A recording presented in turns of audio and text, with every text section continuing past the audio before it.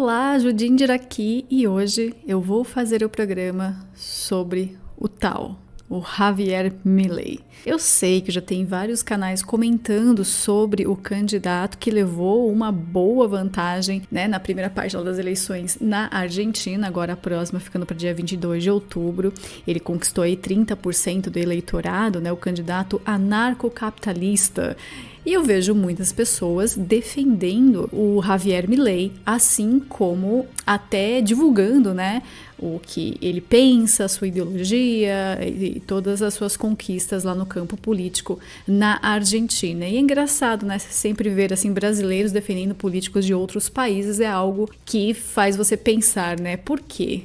Qual o motivo disso? E lógico, uma boa parte deles tem uma agenda por trás, tem um briefing que acaba sendo seguido, no mais nós sabemos como funciona todo o sistema político e como funciona esse jogo dentro desse sistema. Não seria nenhuma novidade falar tudo de novo. Então eu vou tentar me ater aqui a algumas informações para não ficar muito repetitivo. Esse assunto já foi muito bem abordado ao longo do ano de 2020, 2021, 2022, aqui na Shockwave Rádio. Então acho que não tem tanta necessidade de repetições, mas é bom trazer aqui um baú da Shockwave e novamente citar algumas passagens e relembrar o que nós já estamos falando há tanto tempo, correto?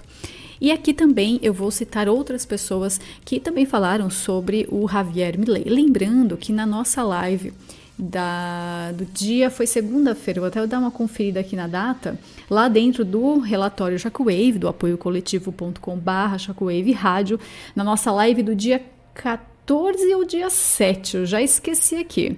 Foi na segunda-feira, que foi a live internacional, o relatório Shockwave internacional, que nós falamos um pouco sobre o Javier Milei e as eleições na Argentina. E ali já deu para entender quem que é o cara, certo? Me espanta muito que muitos influencers, de canais católicos estejam passando um pano absurdo para esse cara e até ficando emocionados ao ponto de defender a eleição na Argentina e a possível vitória aí do Javier Milei. Isso me espanta muito, mas se você for puxar ali na memória, esse espanto acaba caindo por terra, porque houve algo parecido aqui no Brasil com a reeleição, que não aconteceu, do Bolsonaro, em que esses mesmos canais pediram votos para o Bolsonaro e nós tivemos ali toda aquela relativização da verdade, tivemos ali muitas narrativas e também a famosa história do mal menor. Vocês se lembram disso? Eu tenho certeza que sim, se não,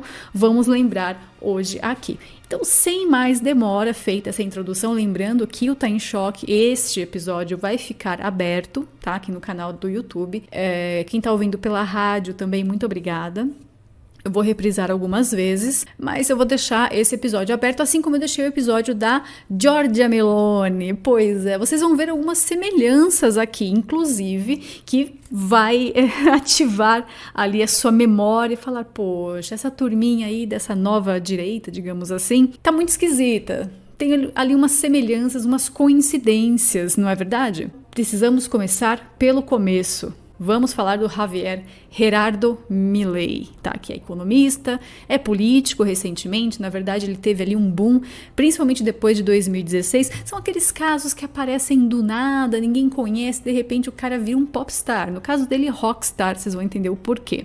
Ele é deputado argentino, tá aí como candidato favorito das eleições de 2023 para a presidência da Argentina, e além disso ele também é escritor, escreveu alguns livros ali sobre libertarianismo, anarcocapitalismo e as maluquices da cabeça dele. Além disso, ele é líder da coalizão política La Libertad Avanza, lá da Argentina. Ele vem de uma vida mais comum, sendo filho de um motorista de ônibus. O Javier ele tem 52 anos, nasceu em Buenos Aires e, segundo ele cresceu em um lar violento. Ele diz que, para ele, os pais dele estão mortos. Ele voltou a falar com os pais recentemente, acho que com a mãe dele. O Milei, né, ele não mantinha contato, como eu falei para vocês, dos pais, muitas reclamações em relação a isso, sobre abusos. Ele foi sustentado pela avó, né, e junto com a sua irmã caçula, ele acabou ficando famoso na escola por seu comportamento mais revoltado. E depois disso, ele já começou a se interessar ali por economia, né? Ele estudou também numa escola no subúrbio de classe média alta de Buenos Aires. Acabou jogando futebol, né? Foi goleiro e também cantou numa banda que fazia cover de Rolling Stones. Por isso, quando vocês veem, né, os comícios dele lá, ele tá gritando, entra com rock, não sei o que, gosta de rock, ele gosta de Rolling Stones. Bom, o Milei não tem cônjuge, né? Ele não namora, não é casado, e ele baseia aí boa parte das suas decisões de campanha, inclusive, nas conversas que tem com a sua irmã. Então a irmã dele é um elo muito forte, principalmente na vida política dele. Ele foi questionado em 2022 sobre qual seria a função da sua irmã, a Karina Milei, durante o seu governo, e ele deu uma resposta um tanto inusitada e bizarra, né? Ele disse ali que ele colocaria a irmã como primeira-dama. Acrescentou, inclusive, que ela é a pessoa que ele mais confia no mundo. É estranho, né? Só até um pouco de incesto, uma declaração dele, né? De colocar a irmã como primeira-dama, como se eles fossem ali marido e mulher, né? Como se ela fosse a esposa dele, um tanto bizarro. Mas pelas maluquices que vocês vão ouvir ao longo do programa, isso daqui vai ficar até light.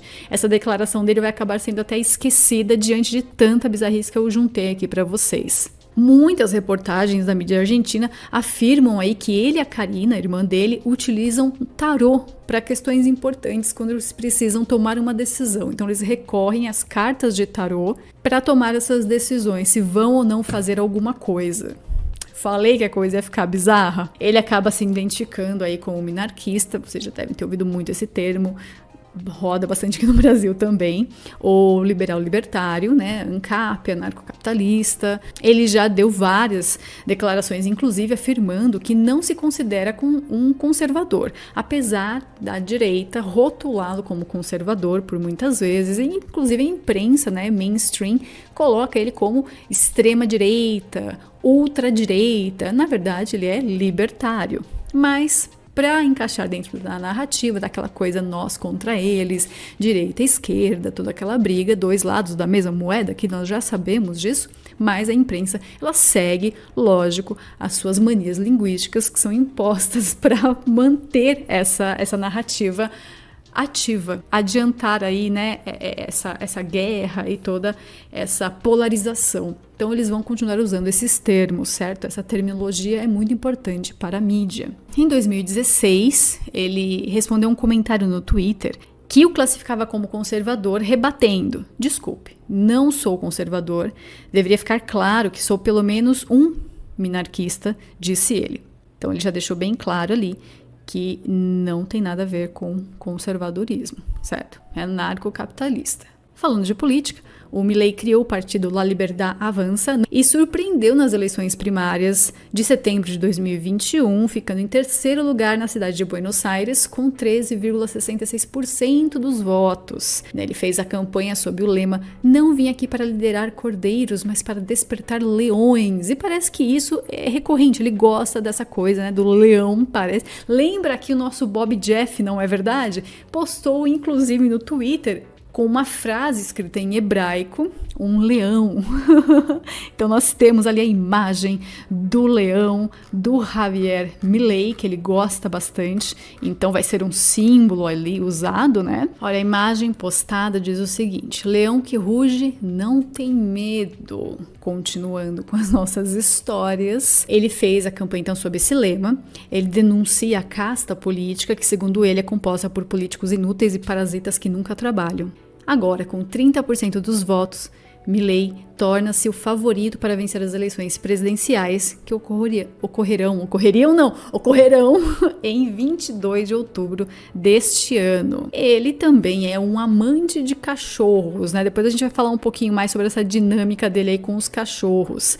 Ele agita os debates políticos com propostas como a dolarização da economia, privatização de empresas públicas estatais e o fechamento ou dinamitação, né, por abaixo ali, essa dinamitação é nas palavras dele, tá? O termo que ele veio para explicar aí o que ele quer fazer com o Banco Central argentino. Ele também lançou ideias, né, bem controversas sobre comercialização de órgãos e outras mais comuns, como a venda de armas na Argentina. Dentre essas propostas, tem a mais controversa, que seria, então, a legalização do mercado de venda de órgãos, atividade que é proibida pela legislação do país, lá na Argentina, né? Abre aspas. São 7.500 pessoas sofrendo, esperando por transplantes. Tem algo que não está funcionando bem. O que propõe é buscar mecanismos de mercado para resolver este problema, disse o candidato aí no canal de televisão TN. A afirmação foi categoricamente rejeitada pelo Carlos Sorati, que é diretor aí do Instituto Central, coordenador nacional de ablação e implantação, órgão que regulamenta a doação de órgãos no país. Ele disse, essas propostas exóticas que já foram discutidas há um século, hoje são absurdas. Essa questão remonta a um século, desde o debate bioético que acompanhou a história do transplante de órgãos no início do século XX, disse, então, em um comunicado. E o Javier, ele vai ali no argumento de meu corpo é minha propriedade, por que não posso vendê-lo? Fazendo a defesa, então, da comercialização de órgãos. A venda de órgãos humanos deveria ser legal, disse ele, ao mesmo tempo em que caracterizava a educação sexual como uma estratagema, né, para destruir a família. Descreve a Sky News. O que é? Né? Isso aqui a gente tem que concordar que é. Ele diz, embora a posse de armas esteja severamente restrita na Argentina, Milei propõe a desregulamentação do mercado legal, que é outra promessa de campanha dele também, que eu acho muito difícil de acontecer na Argentina. Ele foi questionado sobre o tema em diferentes ocasiões e disse que a resposta... voltando ali, desculpa, eu entrei aqui no assunto de armas, esse era para depois. Ainda sobre a questão de órgãos e venda de órgãos, ele diz que ao ser questionado, no caso, porque esse tema assusta as pessoas mesmo, é um tema absurdo, a gente sabe que isso daqui é 100% libertarianismo. Eu vou explicar depois mais pra frente a origem dessas ideias e quem que é o maior propagador dessa ideia absurda. Ele diz, então, que ao ser questionado, que o tema depende do contexto em que está sendo discutido. Falar contra esse ponto de referência parece muito abstrato, especialmente no estado em que se encontra a sociedade argentina hoje. É uma discussão filosófica. Na mesma ocasião, ele disse que se tivesse um filho, não o venderia, mas não quis se comprometer quando questionado. E se outro quisesse? Ele fica ali, você viu que já começou a ficar mais em cima do muro. Em outra entrevista, ele defendeu que a resposta à pergunta dependeria dos termos nos quais a proposta seria pensada. Talvez daqui a 200 anos isso possa ser debatido, foi a afirmação feita pelo Javier Milei. Ou seja, isso ainda continua na cabeça dele e ele acha que deve ser um tema debatido filosoficamente. Foi então em junho de 2022 que Milei proferiu nessas declarações sobre a venda de órgãos, que seria apenas mais um mercado, né, sugerindo que permitiria a liberação da venda de órgãos caso chegasse à presidência. E lógico, né, ele tem outras ideias libertárias que são até pouco discutidas quando as pessoas, principalmente ditas de direita, conservadores, neocons, etc., fazem a sua campanha, ao seu projeto de governo e a sua pessoa. Ele é a favor da liberação das drogas e diz o seguinte, drogar-se é se suicidar em parcelas. A mim não importa, você faz o que quiser, é uma decisão pessoal. Mas isso é no mundo anarcocapitalista. Neste mundo não há Estado. Quando existe um Estado, aquele que se droga passa a conta para mim. Fez então a ponderação falando, né, deixa entender ali que é uma questão de saúde pública, né? Não sei se ele encara isso como um problema de segurança pública, mas de saúde pública já ficou implícito que ali ele entende o peso e o problema que ele vai ter que lidar e meio que já faz a confissão que, bom, agora eu serei o Estado. Então, terei que tomar algumas decisões como Estado. Já cai um pouco aquele sonho libertário, né, que o Estado vai ser mínimo.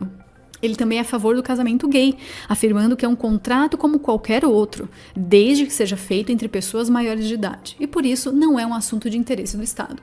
Também diz que não acredita no casamento, opondo-se ao discurso que celebra a família tradicional e permanece solteiro por esse motivo. Sobre sua vida romântica, ele sugeriu, em uma entrevista ao La Nación, que ele é um adepto do amor livre. Em um programa de TV local, afirmou que participou de vários trios, vocês sabem do que eu tô falando, e que é um instrutor de Tantra. Nas suas palavras, que são bizarras, que ele é capaz de ficar 3 meses sem ejacular. E isso quem tá falando é o Javier, não sou eu. Inclusive ele disse que foi professor, de técnicas tântricas. Bom, em um programa de entrevistas perguntaram a Milei se ele praticava isso. Ele respondeu que sim, foi professor. Em seguida afirmou que há um código de cores ligado à prática.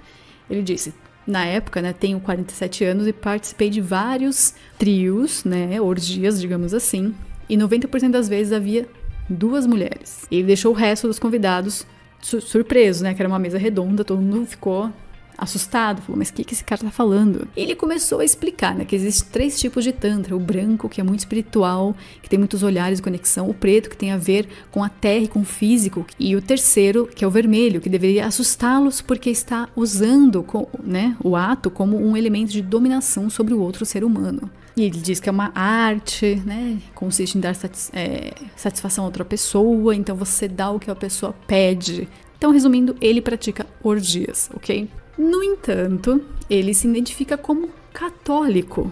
Pois é, mas rejeita o magistério da igreja. Inclusive, tem vídeos dele fazendo ali uma crítica aberta ao Papa Francisco e enfrentando mesmo, sendo bem duro ali e confrontando o Papa em várias questões. Vocês podem encontrar esses vídeos no YouTube, tá tudo disponível lá. Certo?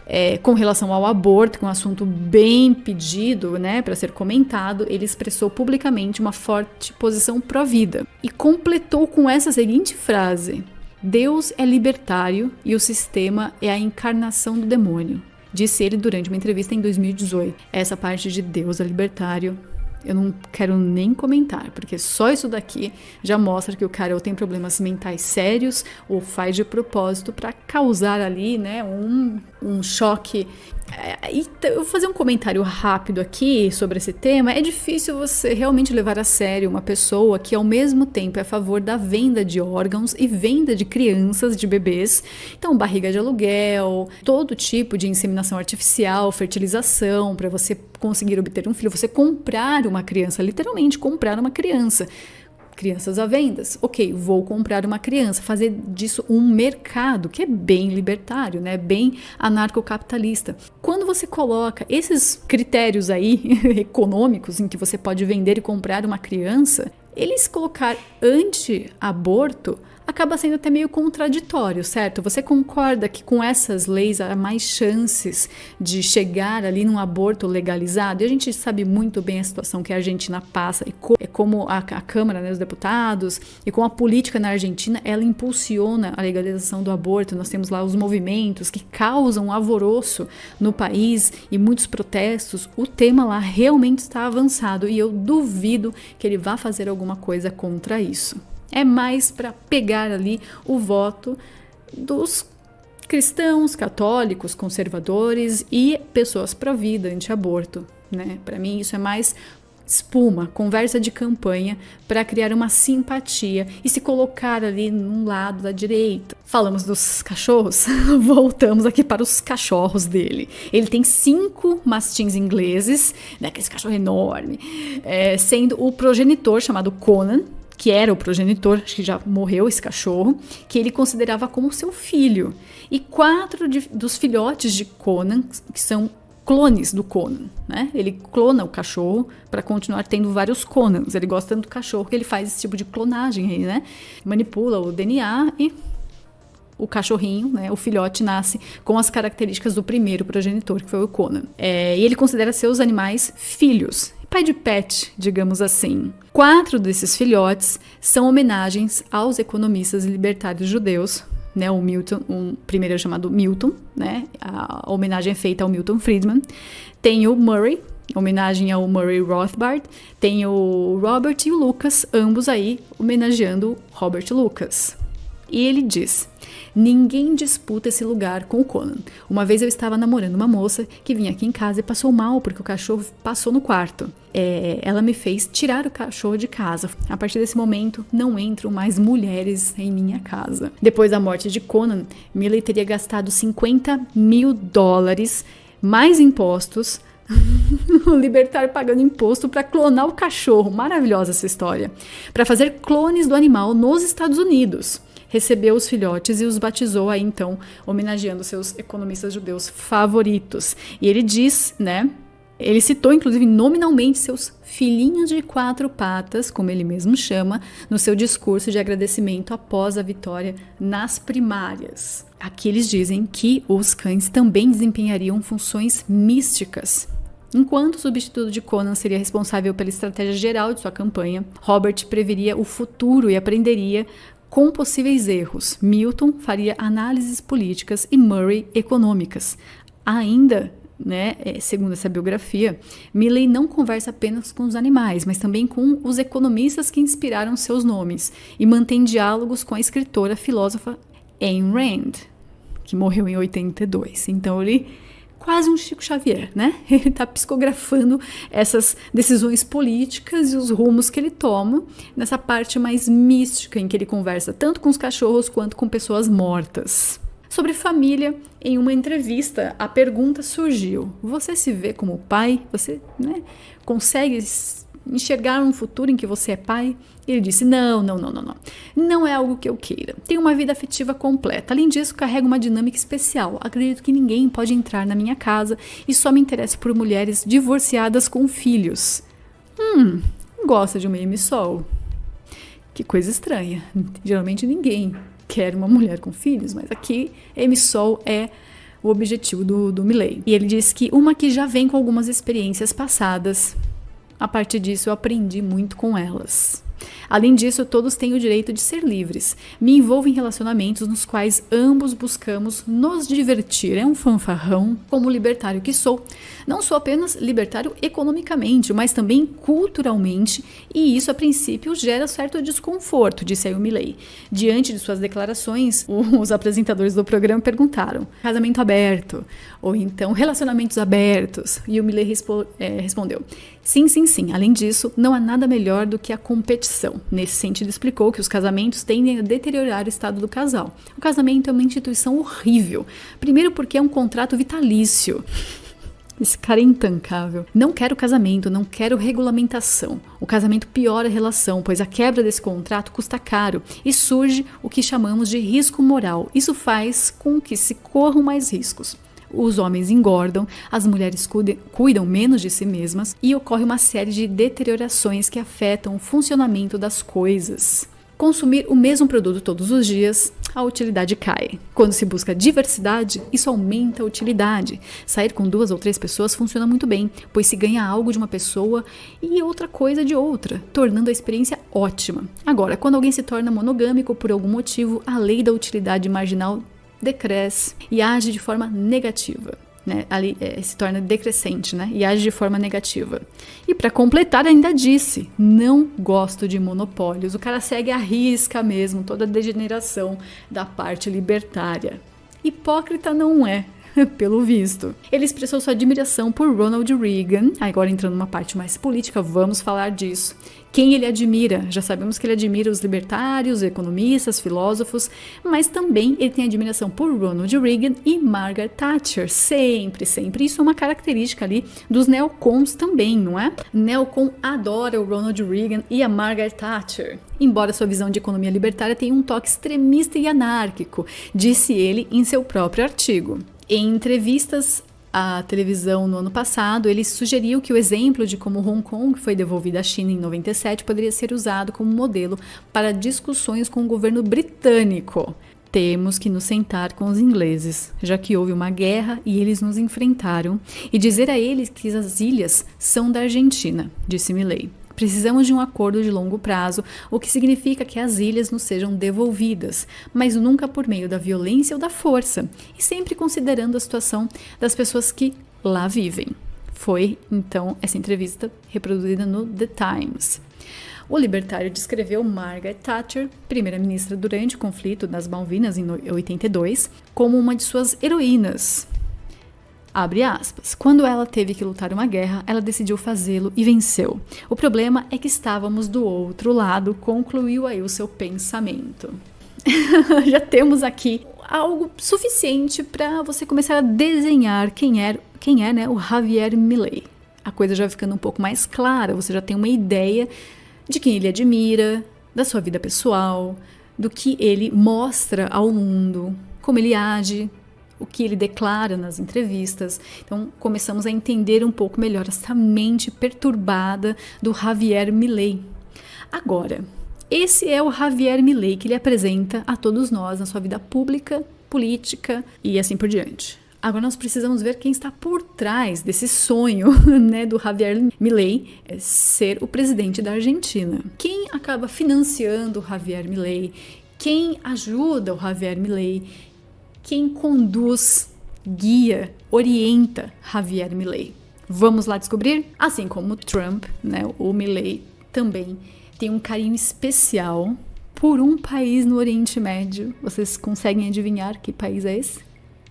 Israel. Acertou quem falou Israel. Ele deixou claro, né, há alguns meses, que uma de suas primeiras medidas como presidente seria reverter décadas de política externa na Argentina e equilibrar a relação Israel-Palestina. A sua primeira medida em termos de política internacional seria a mudança da embaixada argentina em Israel da cidade de Tel Aviv para Jerusalém. Lembram que o Bolsonaro também fez essa proposta, mas no final ele acabou dando para trás e não aconteceu nada, foi feijoada mesmo? Temos aqui outro que também segue essa proposta. Uma mudança, né, que apenas 4 países fizeram até o momento. O Brasil está fora, não fez.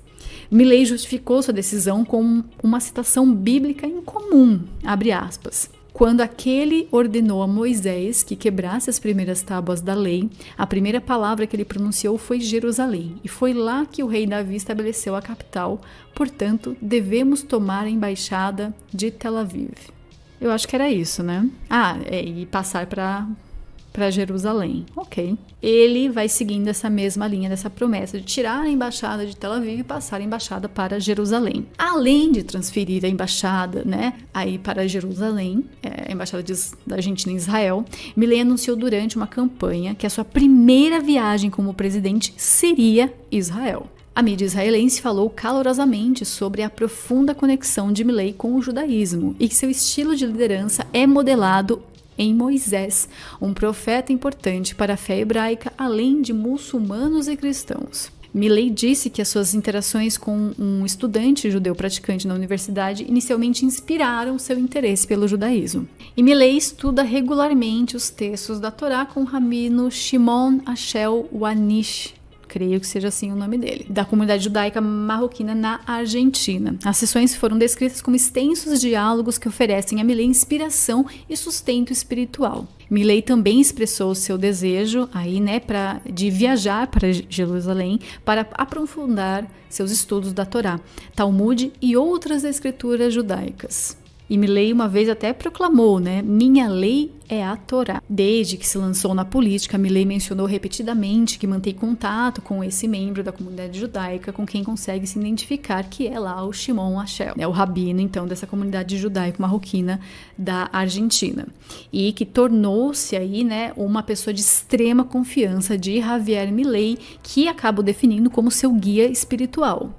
Milei disse, ele é uma pessoa que amo muito e quem me consulto regularmente. São discussões que de repente podem levar 2 ou 3 horas e que para mim são muito gratificantes e me ajudam a crescer muito e entender as situações de uma forma muito mais profunda, disse ele aí então à rádio judaica, né?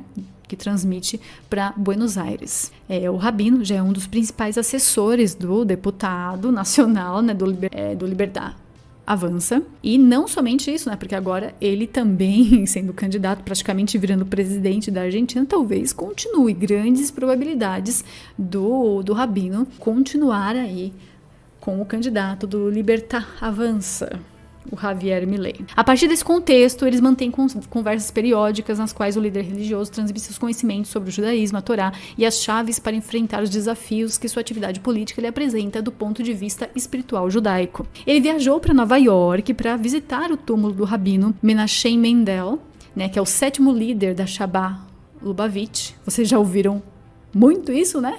Desse Chabad Lubavitch, que é o mesmo, que tem ligações lá na Ucrânia, na Rússia, nos Estados Unidos, no Brasil, estão pelo mundo inteiro. Bom, com sua ajuda, Milei navega no dia a dia de sua carreira política repleta de desafios provenientes do seu desejo de se tornar presidente. E diz: penso em me converter ao judaísmo e aspiro a ser o primeiro presidente judeu da história da Argentina. Foi o que ele disse há um tempo atrás. O sonho de Milei de ser a primeira pessoa de fé judaica a chegar à Casa Rosada seria impossibilitado se os rigorismos constitucionais fossem aplicados, segundo a matéria. Aqui estou lendo agora um trecho da matéria. Aqueles que moldaram a Argentina tiveram um presidente judeu no cargo pela primeira vez em maio de 2012. É o caso da senadora Beatriz de Alperovitch, que, devido ao fato de então a presidente Cristina e o vice-presidente Amado Boudou terem viajado ao exterior, ela ocupou o cargo por 24 horas. Então, por 24 horas, a Argentina teve uma presidente judia, né? Bom, o legislador, terceiro na linha de sucessão presidencial, jurou sobre a Torá. A delegação de associações israelitas da Argentina, a DAIA, destacou esse evento histórico para eles e o qualificou como muito positivo. Ciente do caso de Roikes, né, Milei não perde as esperanças de alcançar esse objetivo e destaca: ele seria o primeiro presidente judeu eleito.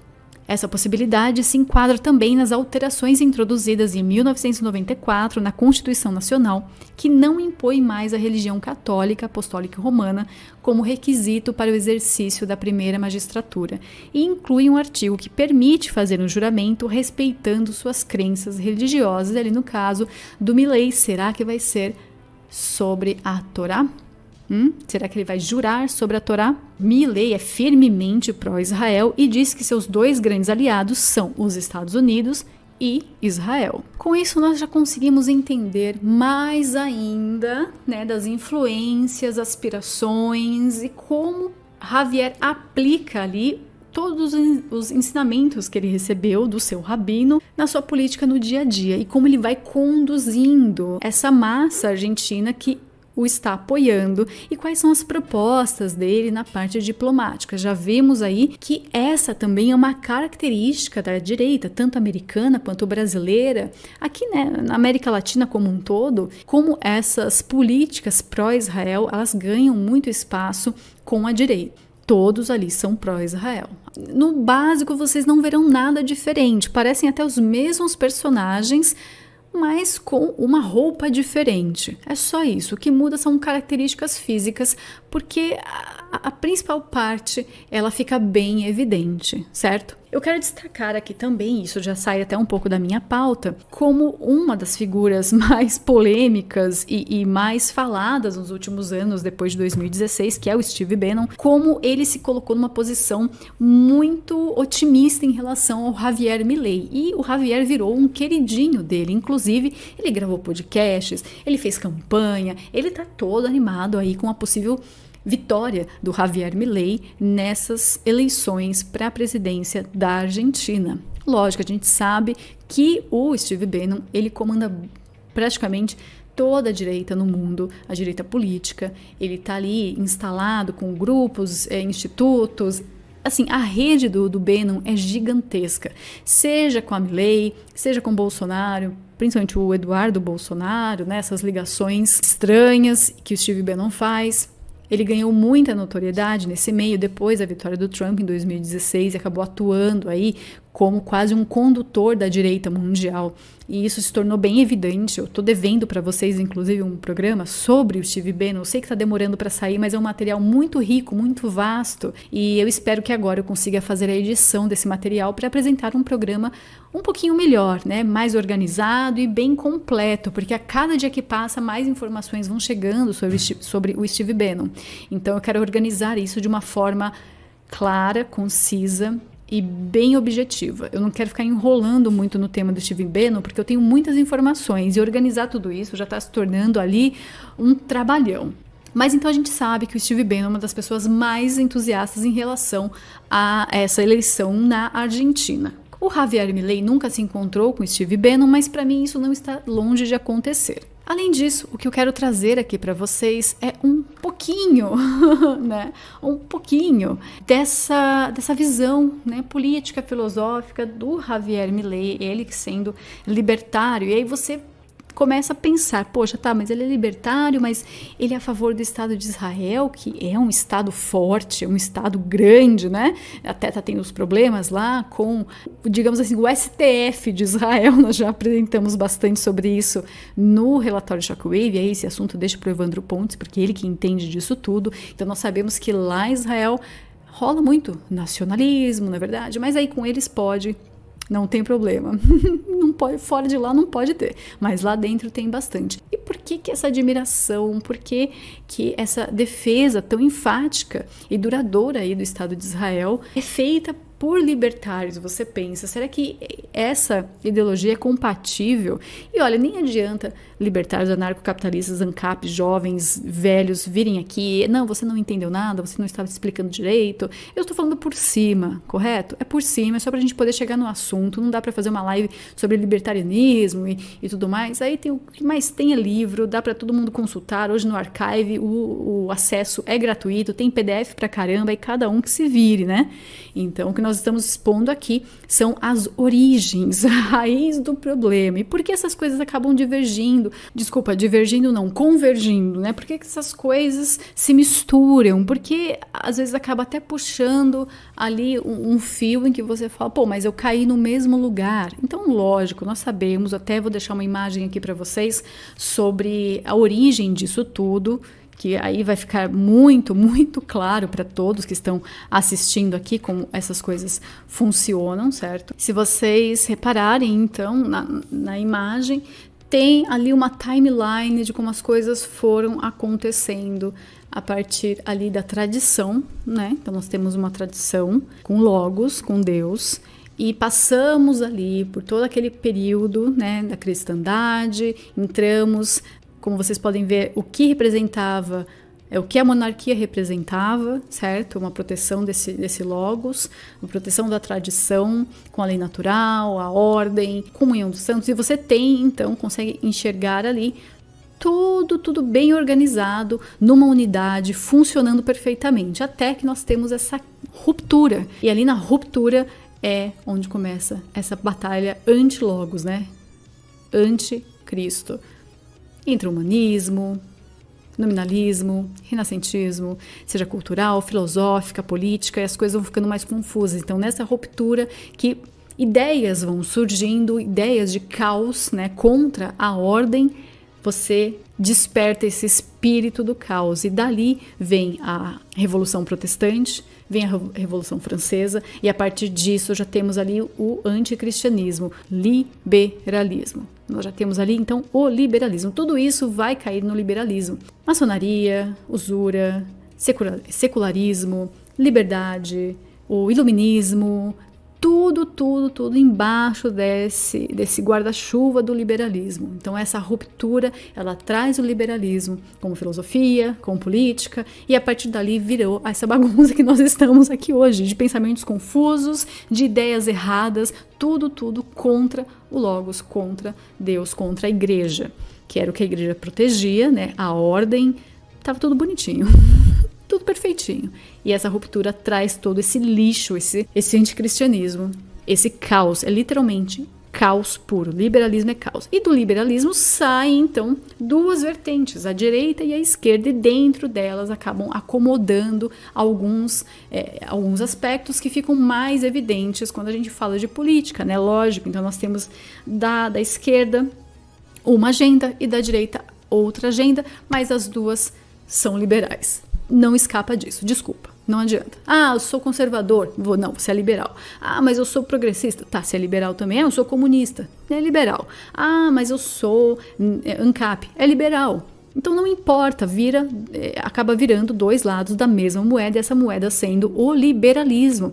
todas essas ideias seculares, né, todo esse satanismo aí, satanismo purinho, ele deságua então nessa farsa política da escolha, do voto, das eleições, em que nós temos um sistema montado em cima desse secularismo, em cima desse antilogos, em cima da ideia do anticristo. Basicamente é isso. Então é uma forma muito rápida e muito simplista de explicar esse problema, mas mostra aqui que é impossível você ser católico e apoiar uma pessoa como o Javier Milei. Não faz o menor sentido você se colocar nessa briga. E ali nós caímos naquela premissa de sempre, naquele argumento falho de sempre, que é basicamente um pensamento liberal, o mal menor.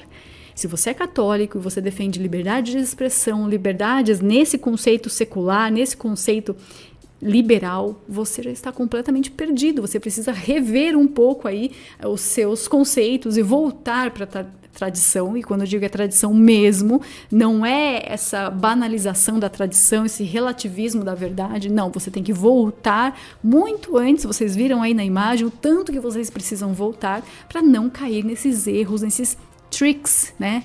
Tricks dos jujubas. Não caia nesse erro, não caiam nesses truques. Aqui eu vou ler rapidamente esse grande problema. Por que vocês estão vendo católicos defendendo o Javier Milei? Por que vocês estão vendo neocons defendendo ele, libertários defendendo ele?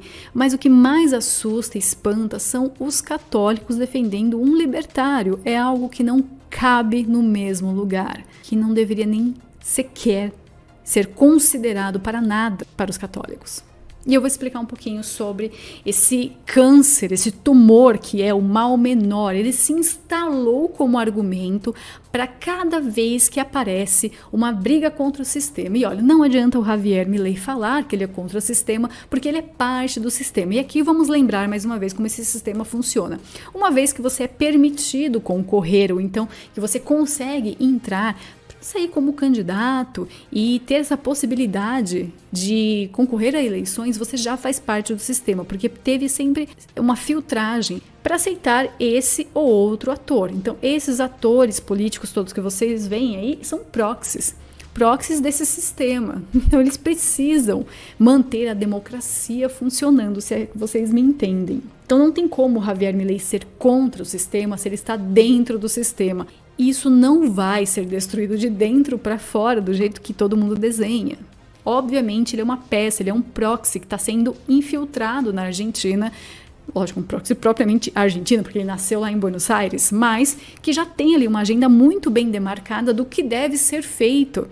E vocês viram isso acontecer em outros países. Nós temos aqui o Brasil como exemplo. Nós tivemos o Bolsonaro, que trouxe propostas muito parecidas, né, no seu primeiro plano de governo, e nada foi feito. E ali com o Javier Milei nós temos um cenário muito parecido. Afinal, como que ele vai governar, né? Ele está prometendo, e eu vou ler para vocês algumas das propostas dele em relação ao que ele quer fazer na Argentina. São propostas que não serão cumpridas. Já fica na cara que não vai dar, não vai rolar, né? Ele precisa governar, aquela coisa que nós ouvimos aqui também. E do mesmo jeito que o Centrão comandou, né, controlou tudo, porque sempre foi assim, na Argentina nós temos outros agentes políticos que também vão continuar controlando a economia, as políticas, as leis. Vai ser muito difícil, impossível o Javier Milei cumprir as promessas que ele está fazendo, principalmente na questão de diminuir ministérios, como ele faz, né? Ministério não sei o quê, afuera, ministério não sei o quê, blá, blá, blá. Não vai rolar isso daí, que ele tem um sistema pesado em cima dele, e uma parte desse sistema é o que manda nele. Ele só está lá porque ele está cumprindo uma função. Essa parte de alternância de poder também é uma farsa, mas ela funciona dentro dessa narrativa. Você precisa ter uma alternância de poder dentro das opções que são dadas pelo próprio sistema. Você não pode votar no seu vizinho, por exemplo. Ele é um cara legal, votar nele. Não, ele precisa passar por todo um critério, ele precisa ser examinado ali pelo sistema antes de conseguir concorrer a alguma coisa. Se ele não está dentro do sistema, ele nunca vai conseguir ser presidente da Argentina, por exemplo, ou do Brasil. Você não tem essa liberdade de escolher o seu candidato. Você simplesmente vota em quem já foi escolhido pelo sistema. Deu para entender? Então, a alternância de poder é uma armadilha, um hoax, assim, que eles criam para você cair na conversa deles e ficar com aquela sensação de escolha, de liberdade de escolha. Não, eu escolhi o candidato. Foi o menos pior aqui, né? Eu votei no mal menor, já não tinha muitas opções, acabei participando do sistema e aí, mais uma vez, você acaba legitimando todo esse sistema podre, caindo nessa conversa. E sempre que um lado vai muito para o extremo, seja para a esquerda ou seja para a direita, eles trazem ali fatores para juntar todo mundo no centro. Foi assim com o Bolsonaro, foi assim com o Trump.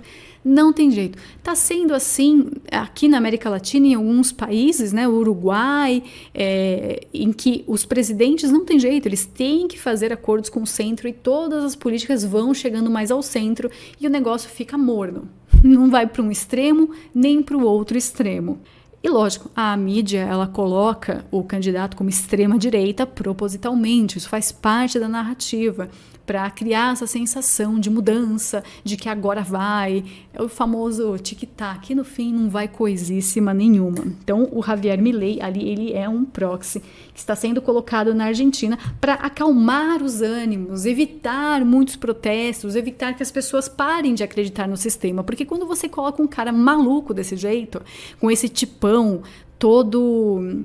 assim, não somente na aparência, mas todo exótico, todo barulhento, em que você olha e fala, não, esse daí vai fazer alguma coisa com propostas, o pessoal não sabe que não vai cumprir, né? Mas com propostas que são o desejo íntimo dos argentinos de acabar com toda essa corrupção por anos e anos e anos que vem arrastando a Argentina para um buraco, você dá essa esperança para o povo, e o povo vai lá exercer a sua liberdade do voto, né? O seu papel de cidadão, o seu direito de escolher, olha que bonito, e consegue renovar essa fé, essa esperança na democracia por mais um período. Então as pessoas acabam sendo enganadas por mais 4 anos, e no próximo vai de novo, e no próximo vai de novo, e eles vão escolhendo seus agentes políticos para fazer essa alternância. É muito difícil permanecer a mesma coisa com cara de democracia. Então é necessário que tenha essa diferença, esse mundo politizado que eles falam, polarizado, em que nós temos ali aquela rixa muito apertada, o cara vence ali em cima, né, 49%, e o outro ali com 51%, e aquela coisa super apertada, você fala, foi por um triz, quase, porque eles querem trazer mais pessoas para dentro, para participar desse sistema, para legitimar esse sistema, agindo ali na base do medo, na base da chantagem, na base da enganação. Então, não se enganem, o Javier Milei faz parte desse sistema. Ele não vai realizar os sonhos molhados, nem dos libertários, nem da direita, nem da esquerda. Ele vai realizar o trabalho dele junto com os liberais, né? Ali na Argentina não tem um centro propriamente dito, mas com os liberais. A agenda toda já está pronta, ele tem que seguir algumas coisas, não adianta ele querer dar um de maluco, porque ele não vai ter apoio dos deputados, dos senadores, não vai ter apoio. Então vai ser vai decepcionar todo mundo. Basicamente é isso, ok? Eu ia falar sobre o mal menor, né? Rapidinho, só para não passar batido. Então, essa própria doutrina do mal menor, ela tem em si toda a contradição, né? Ela é fundada num critério de relatividade sobre a apresentação do mal maior ou menor, o que era ilícito, hoje, o que era ontem ilícito, hoje é lícito, o que hoje é lícito, amanhã é ilícito, então fica nessa gangorra, né, de relativismo. E dizem aqui, inclusive, de acordo com essa teoria, ontem era lícito votar no liberal manso para evitar que triunfasse o liberal feroz. Hoje será lícito que se vote no liberal feroz para evitar que se triunfe o socialista. Amanhã será lícito votar no socialista para evitar que triunfe o comunista. E depois de amanhã será lícito votar no comunista para evitar que triunfasse um ultracomunista. Vocês entenderam como funciona? Então não dá para cair nessa conversa, porque isso daqui é puro liberalismo. E aqui conclui, né? Se a lógica não falha, votar no mal menor levará passo a passo a votar no mal maior. Um sistema que se fabrica para evitar um mal e que termina optando por esse mesmo mal resulta em algo contraditório. Da mesma maneira, um sistema que, por seu mecanismo interno, termina aconselhando o voto a favor de candidatos comunistas para evitar que triunfem os ultracomunistas, sendo intrinsecamente má a doutrina de ambos, não pode ser qualificado como lícito. Então, não caiam nessa conversa do mal menor. Se estão vendendo que, mas agora a Argentina vai ficar muito boa. Não, a Argentina vai continuar com problemas. E agora problemas morais sérios, em que você tem debates que são sonhos da esquerda. Então você pode colocar aí o Javier mais do lado da esquerda, porque ele vai fazer muito pela esquerda. E a gente sabe que esquerda e direita são dois lados da mesma moeda. Não se envolvam nisso. É uma sujeira muito grande para você ficar torcendo. Não faça esse tipo de torcida. Quanto às propostas, eu vou ler rapidamente aqui as medidas, né, que ele atualizou ali no seu plano de governo. Bom, a primeira medida consiste em uma reforma organizacional do governo, passando de 18 para 8 ministérios.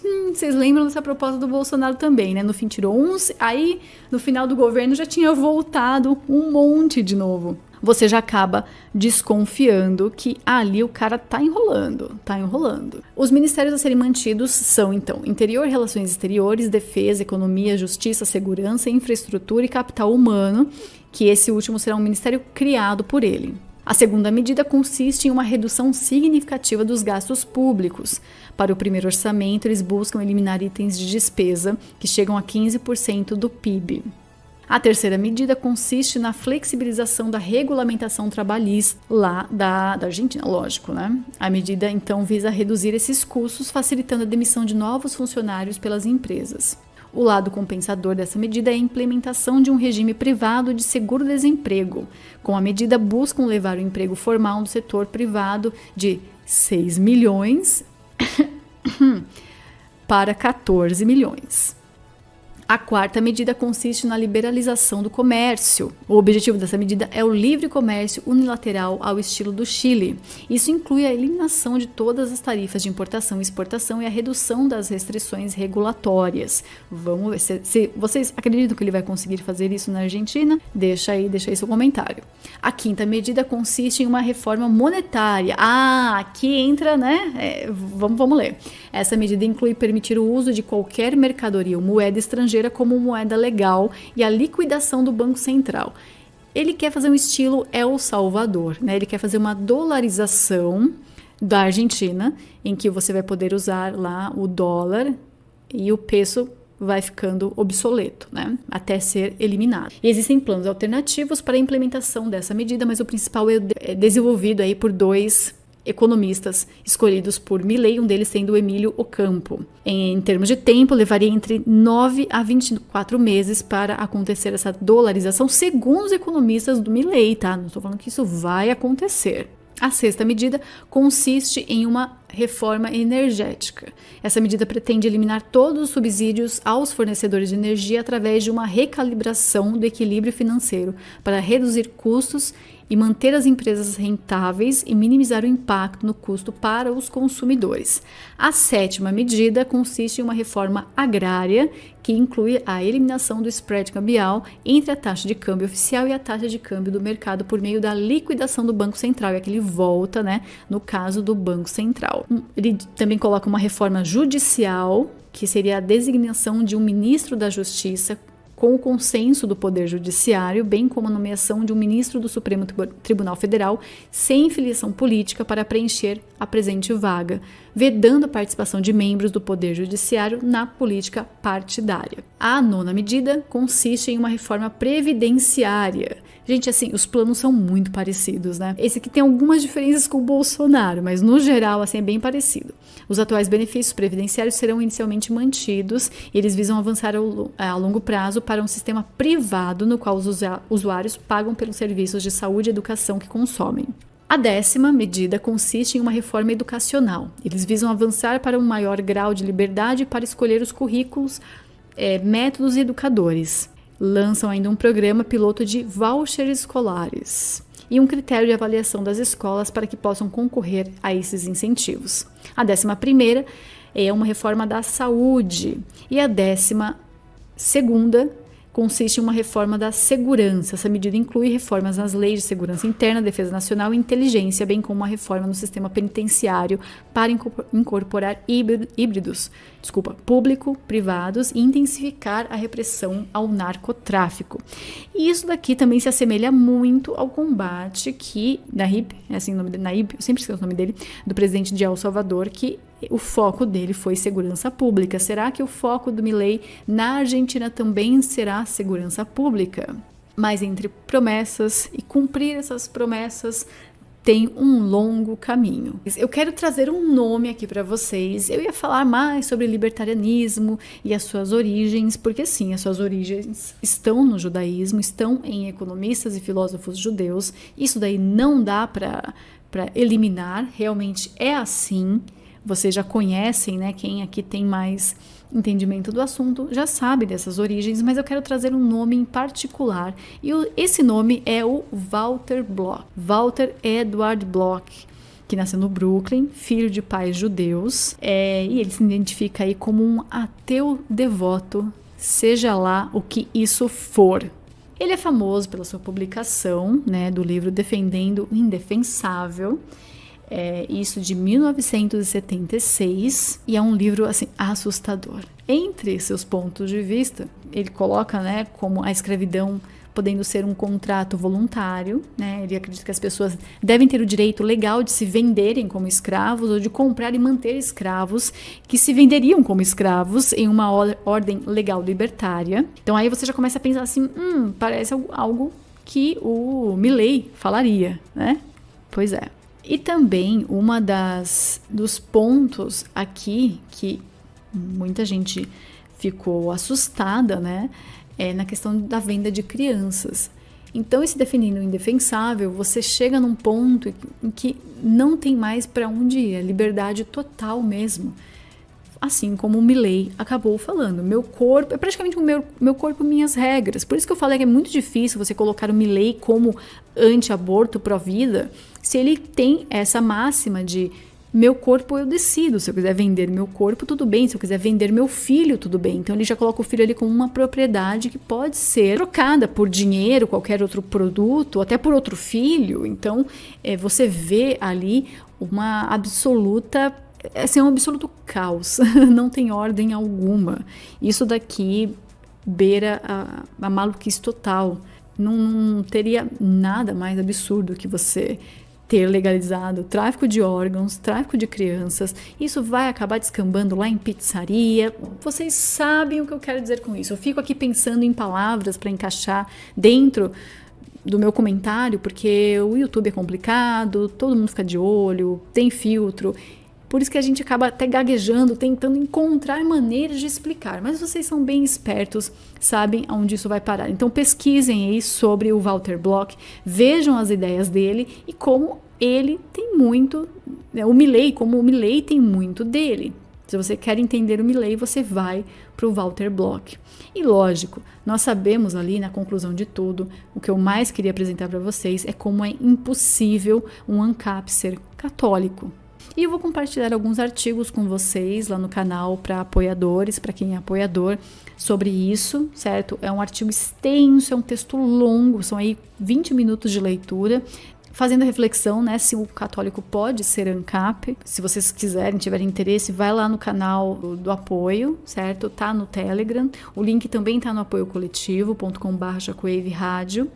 Ele é bem interessante, tem algumas citações, tem trechos aqui de encíclicas, então ele é bem completo assim, certo? Eu não vou ler aqui porque é muita coisa, um dia eu até faço uma leitura separada, inclusive já estou separando aqui o link para vocês, para fazer esse compartilhamento com todos que tiverem interesse. E vale lembrar também, agora para encerrar, que Milei, ele criticou duramente o papel da Igreja Católica na política e expressou sua opinião sobre a relação entre a religião e o Estado e não foi das melhores. E isso tem que ter um peso aí quando você pensa em defender uma pessoa dessas. O que eu queria expor aqui nesse programa, basicamente, é isso.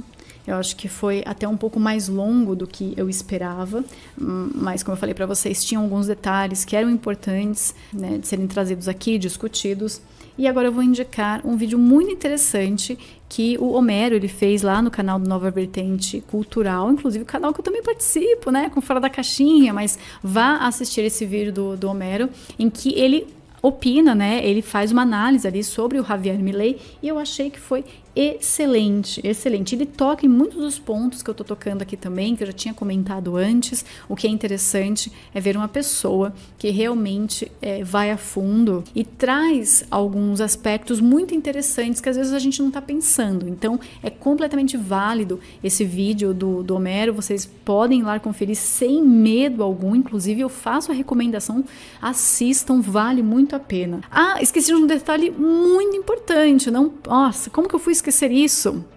O Javier Milei, ele faz parte do World Economic Forum. Sim, olha aí o nome dele, todo estampadinho, bonitinho aí, né? Ele já participou também lá em Davos, né, do World Economic Forum, falando da sua visão econômica. Vocês podem conferir, está disponível no YouTube também. E esse é um detalhe interessante, assim como a Giorgia Meloni também faz parte do World Economic Forum, todo mundo dentro desse grupinho que causa horrores no mundo e eles não veem problema nenhum em participar, fazer aí essas palestras, sentar com os convidados, ser parte do sistema. Então não se deixem enganar quando as pessoas trazem essas narrativas expondo que tá tudo bem, colocando esses candidatos como a solução ali para a democracia, que agora vai dar tudo certo, renovando as suas esperanças no sistema e fazendo você cair como um patinho dentro desse sistema podre.